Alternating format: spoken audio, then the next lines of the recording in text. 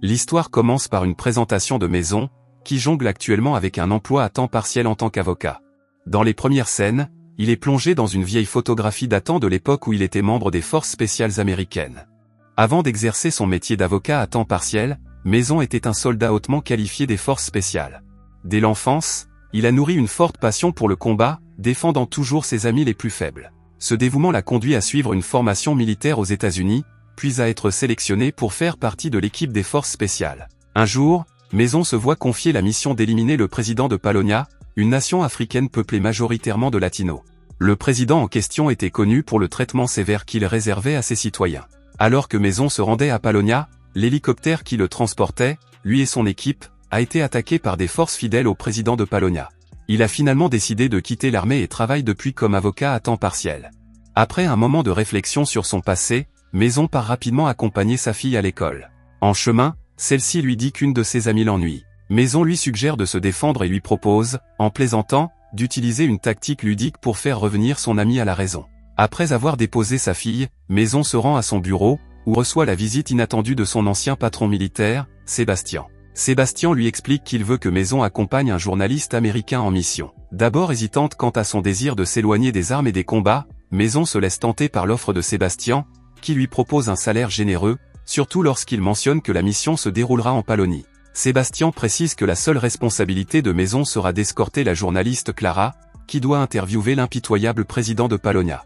Sébastien a choisi Maison pour cette mission en raison de son expérience passée à Polonia, qui ne s'est pas très bien passée. Maison demande un peu de temps pour réfléchir et assure Sébastien qu'il communiquera sa décision le lendemain. Au bout d'un certain temps, Maison va chercher sa fille à l'école. À sa grande surprise, il y trouve sa femme Rebecca. L'école l'a contacté parce que sa fille a utilisé une pierre pour se défendre contre un camarade de classe gênant, ce qui a obligé l'enfant blessé à se rendre à l'hôpital. Cela a profondément contrarié Rebecca, car Maison lui avait donné de mauvais conseils. Pour aggraver leur situation, ils doivent maintenant couvrir les frais d'hospitalisation de l'enfant blessé et payer une amende à l'école. Peu après, Maison contacte Sébastien pour lui faire savoir qu'il est prêt à partir immédiatement en mission. Sébastien demande à Maison de rencontrer la journaliste Clara, qui l'accompagnera à son bureau. Maison prend contact avec Clara et l'informe rapidement que Sébastien l'a envoyé l'accompagner pour une interview avec le président Georges Wenéga à Polonia. Maison et Clara partent pour Polonia afin de rencontrer le président Wenéga. Maison reste prudent et garde ses distances avec Wenéga, craignant qu'il ne lui tende un piège. Après une réception de bienvenue, Wenéga emmène Maison et Clara au palais d'État pour l'entretien. Cependant, en chemin, ils sont soudainement attaqués par un groupe militaire non identifié.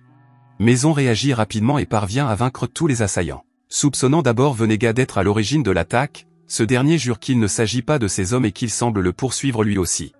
Wenéga a parlé d'attaques soudaines par des forces non identifiées au cours des derniers mois. Il a souhaité être interviewé par Claire pour attirer l'attention des médias internationaux sur ce problème. Malgré les explications de Wenéga, Maison hésite encore à lui faire confiance. Il décide donc de partir avec Claire. Pendant le voyage, Maison contacte Sébastien pour lui demander un hélicoptère de sauvetage en raison de la récente attaque d'un groupe militaire inconnu. Sébastien demande alors à Maison de lui communiquer leur position actuelle, en lui assurant qu'un hélicoptère de secours sera envoyé dans les 20 minutes. Comme promis, l'hélicoptère arrive 20 minutes plus tard. Cependant, à leur grande surprise, ce n'était pas celui envoyé par Sébastien, mais celui du groupe ennemi qui les poursuivait toujours. Conscient du danger, Maison s'est empressé d'attraper Clara et ils ont pris la fuite, ce qui a donné lieu à une course-poursuite et à une fusillade dans la forêt. Chaque fois qu'il en a eu l'occasion, Maison a tenté d'abattre l'hélicoptère qui les poursuivait, et a réussi à le faire tomber. Après la destruction de l'hélicoptère, 2 troupes ennemies restantes les ont acculés. Ils se sont d'abord sentis pris au piège, mais ont été surpris par l'apparition de Wenéga, qui a éliminé les attaquants. Maison commence à comprendre que le groupe militaire n'opère pas sous les ordres de Wenéga. Il décide donc, avec Claire, de s'allier à lui. Wenéga invite Maison et Claire à faire une pause dans un village voisin, qui s'avère être sa ville natale.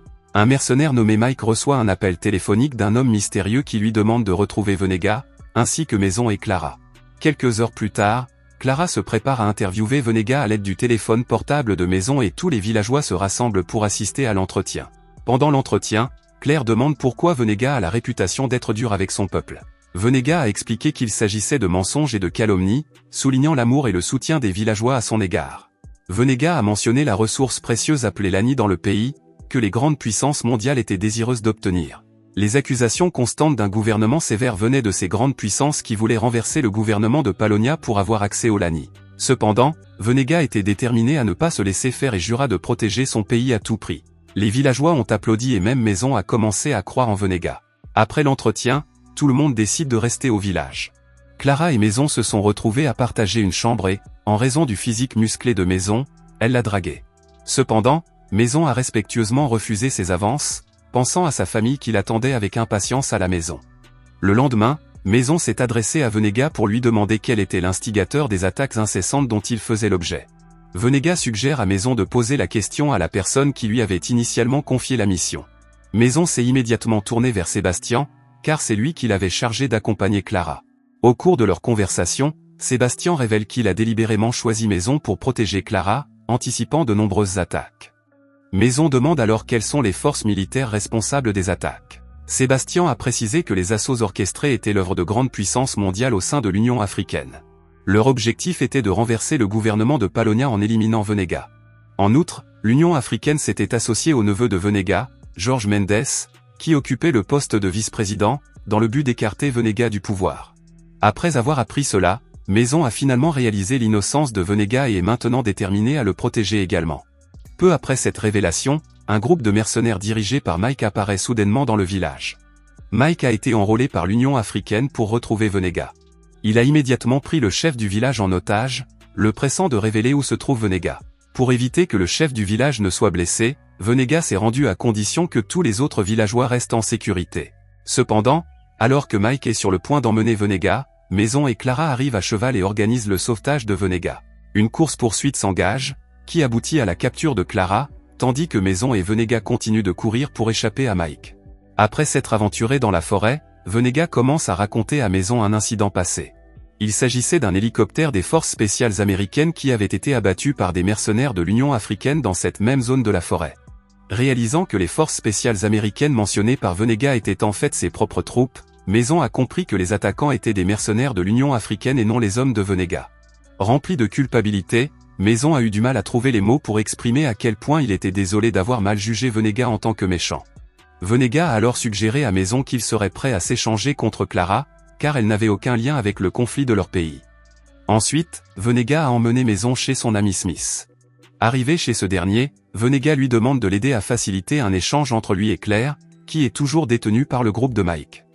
Sans hésiter, Smith a accepté d'aider Venega. Le lendemain, les deux hommes observent Mike qui retient Claire en otage en attendant Venega. À la surprise générale, Smith conduit les villageois dans une manifestation juste devant les forces de Mike, provoquant un tumulte et détournant leur attention. Venega réussit à libérer Clara et prévoit de l'emmener au palais présidentiel.